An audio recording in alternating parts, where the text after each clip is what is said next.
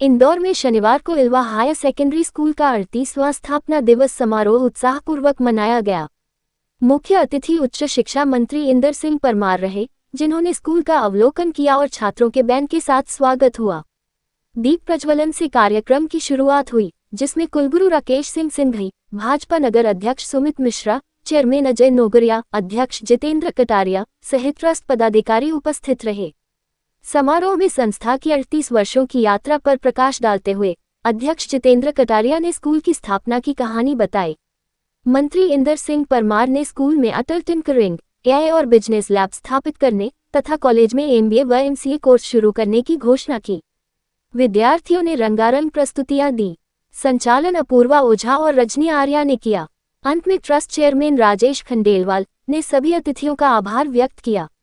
School 37 वर्ष पुराना school है, उसकी आज स्थापना दिवस है और बड़ी बात है कि व्यापार के लिए स्कूल नहीं चलाया जाता है। यहाँ के व्यापारी लोग उसमें धन देकर इसको प्रारंभ किया था, इसलिए समाज आधारित स्कूल है और मैं समझता हूँ ऐसी संस्थाएं समाज के लिए होती है, ये व्यापार के लिए नहीं होती, इसलिए मैंने उनको बधाई देने के लिए आज आया।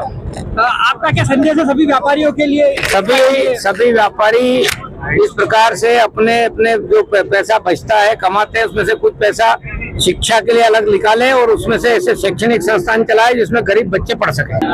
आज इल्वा स्कूल को 37 वर्ष पूर्ण हुए हैं, 38वें वर्ष में प्रवेश किया है। इस खुशी में हमने एक बड़ा आयोजन किया है। इसके अंदर हमने माननीय उच्च शिक्षा राज्य मंत्री इंदर सिंह परमार साहब को आमंत्रित किया, कुलगुरु राकेश सिंघई साहब को आमंत्रित किया एवं हमने नगर भाजपा अध्यक्ष सुमित मिश्रा जी को आमंत्रित किया। क्या संदेश है इस वार्षिक उत्सव के अवसर पर संस्था की ओर से? क्या संदेश है सभी व्यापारियों के लिए? कुछ नहीं है, ये हमारे प्रोग्राम की सफलता हमारे व्यापारियों की एकजुटता का संदेश है। साथ में हमारे जो वरिष्ठ हैं, जैसे हमारे अजीत जी ललवानी साहब, महेंद्र तुर्किया साहब, यशवंत जी कौशिक साहब, इस प्रकार से जो उन लोगों ने हमारे को गाइडलाइन देते हैं, उस हिसाब से काम करते हैं और हम सब इतने इकट्ठे हुए, सारे व्यापारी इकट्ठा हुए हैं, ये हमारी बस सफलता है और इसीलिए हम समय समय प्रोग्राम इस प्रकार के आयोजित करते हैं। काफी लंबे समय के बाद व्यापारी एकता दिखाई दे रही है, इल्वा एसोसिएशन की एकता यहाँ दिखाई दे रही है, क्या कहना चाहिए? किस तरह से एकजुट किया सभी को? देखिए साहब, बीती बातें बिसार दे, आगे की सुध ले। एकता में बल है, इस सिद्धांत को आगे रखते हुए हमने सबको इकट्ठा किया और सब लोग हमारे साथ है, पूरा बाजार हमारे साथ है। किस तरह की योजनाएं तैयार है अभी आगामी वर्षों में?